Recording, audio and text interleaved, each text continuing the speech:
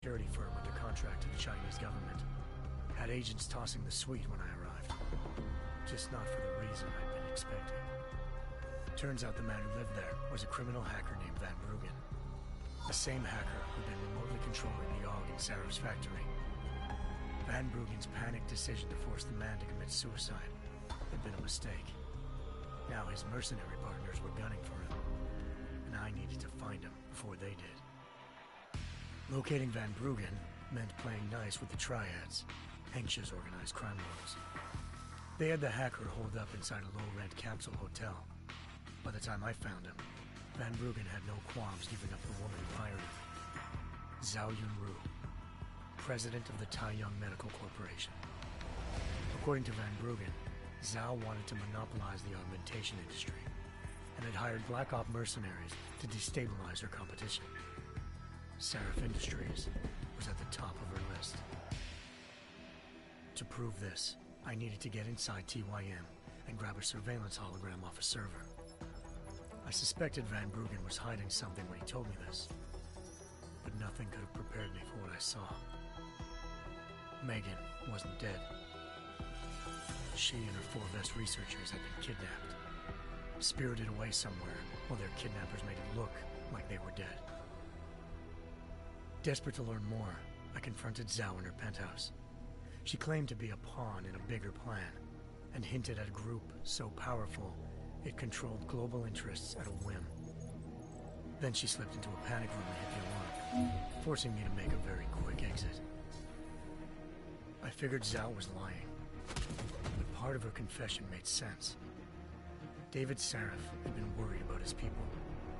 So worried, he'd required all of them to have subdermal locator devices surgically implanted. The GPOs would have been broadcasting the day of the attack.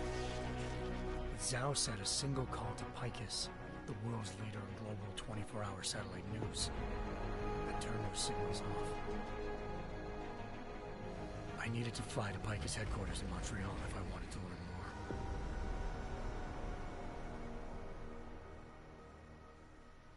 more. Eliza Cassan, Picus Communications' First Lady of News.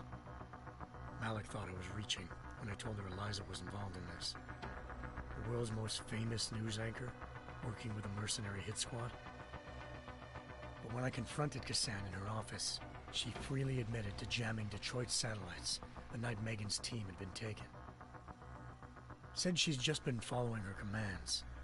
I suspected she wanted to say more. But Black Op mercenaries showed up looking to shut us both down.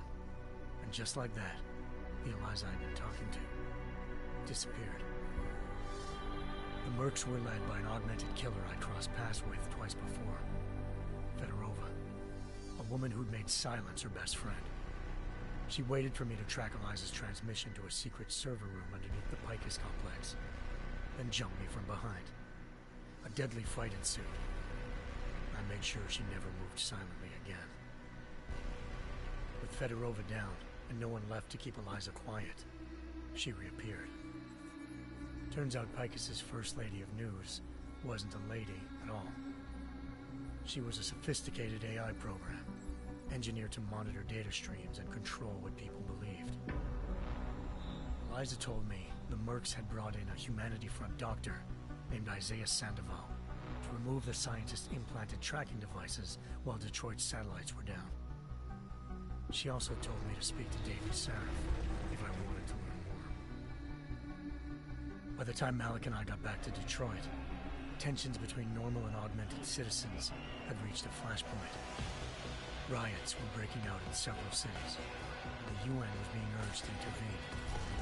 Saraf was trying hard to convince Hugh Darrow, the inventor-turned-philanthropist who'd once been a leading proponent of enhancement technologies, to help stop a possible regulatory vote. Saraf had a lot riding on Darrow. Megan's discovery would have given millions of people the chance to evolve beyond their normal human abilities, and at the same time catapulted Seraph Industries to the top of the Fortune 500. According to Saraf, Megan's kidnappers knew this, and didn't want people evolving unless they controlled how it was done. He called his enemies Illuminati, and urged me to keep searching. Determined to do so, I tracked down Sandoval via America's most outspoken augmentation opponent, Bill Taggart, Sandoval's boss and founder of Humanity Front. Sandoval admitted to operating on Megan's team when I confronted him, but said he hadn't removed their GPLs. He'd merely switched them to a different frequency. Pritchard was able to trace one of the signals to China. Malik and I immediately took off in pursuit. Unfortunately, the Illuminati were one step ahead.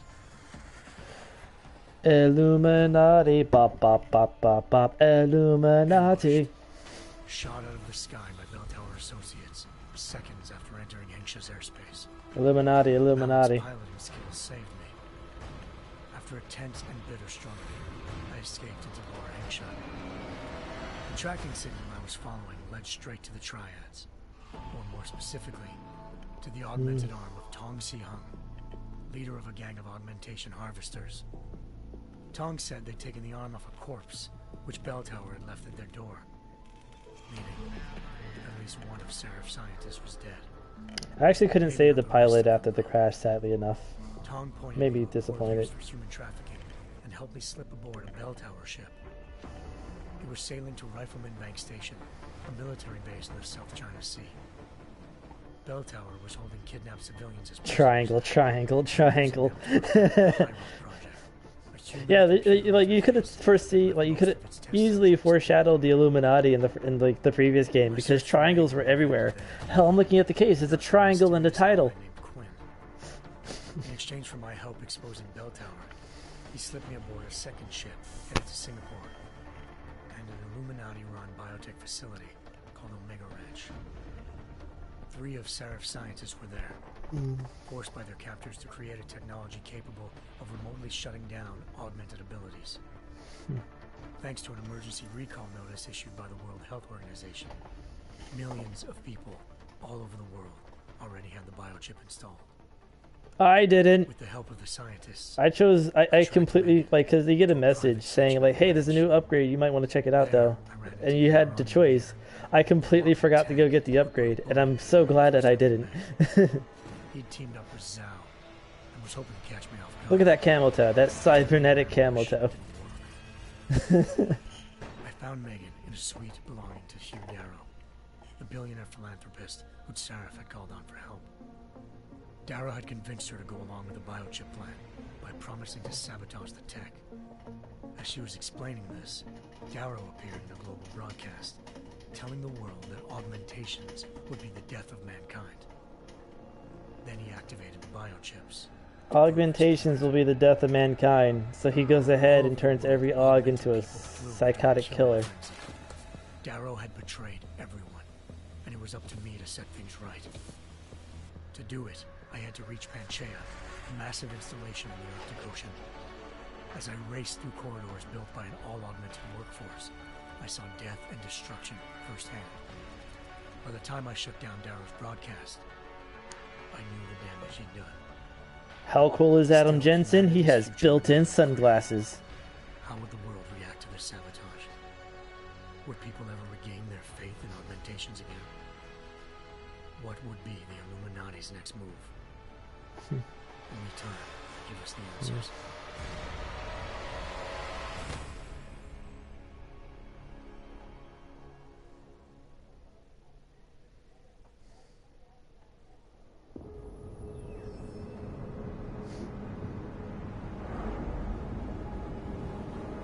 Alright, now the game's actually started. So I don't know how much of all that you guys understood.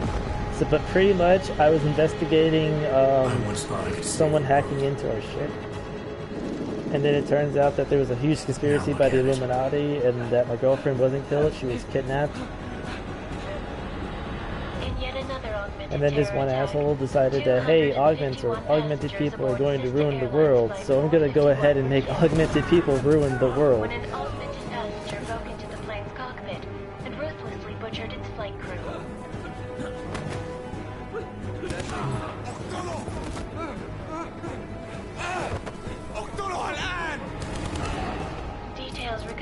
Black box recorder suggests that the man may have been suffering flashbacks to the AUG incident. That horrible day 2 years ago when augmented people all over the world flew into a psychotic killing spree, causing the greatest loss of life in recent history. Sometimes, you just have to let go. And embrace what you've become. Not gonna go all wonky on us now, Hansa, are you? Well, if I do, McCready, I guarantee you'll never see it coming. Agent Jensen! Am I gonna have a problem with you? No, sir. No reason to assume you would. Good. Because you are the only augmented operative on this team, and I intend to make good use of you. Listen up, all of you. We've got a sandstorm barreling down our arse and we can't afford to make mistakes.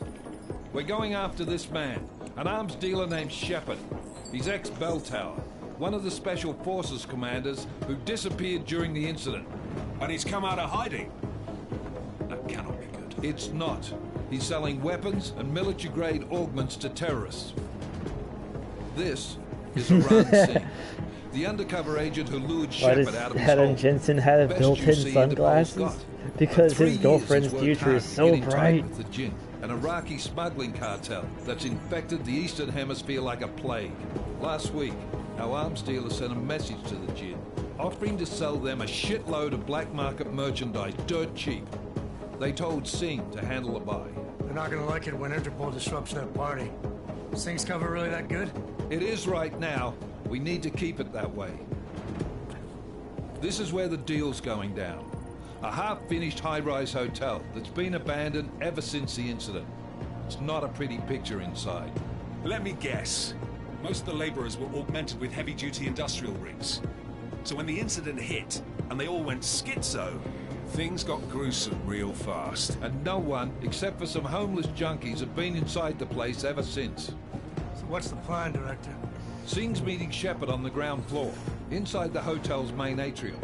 He sent the bulk of his Jinn crew to the penthouse levels to secure a vantage point. I want McCready's team to take up positions overlooking the atrium and make the arrest.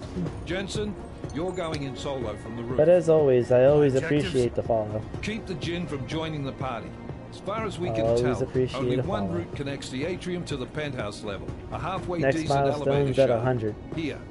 I want you to block access to it. Fine. Just cut me loose. Do you plan on relying solely on your augments for this one? I'd recommend taking a little hardware, just to be sure. Dialogue options. Give me non-lethal. We've got a UC in there. Might be easier to maintain his cover if he's not the only one still breathing when this is done. Smart thinking. Yeah, but if anything does happen to him, you'll be telling his wife. After you get out of the hospital, of course. What about range? Could you sound like any more of an asshole, dude? There's lots of white spaces and high ceilings in there, but a number of tight and constrained rooms too.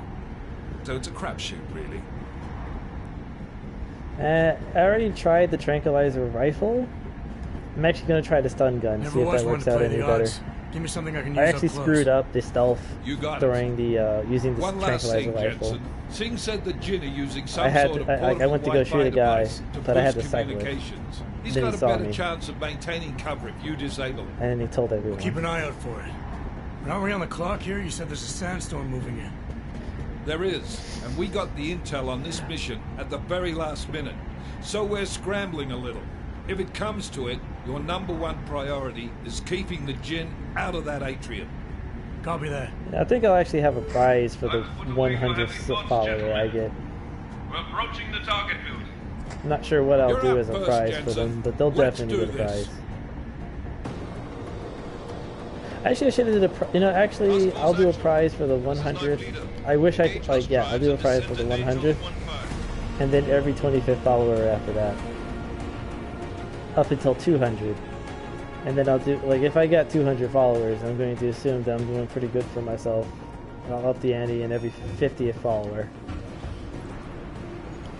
That's the market right there. That's the market.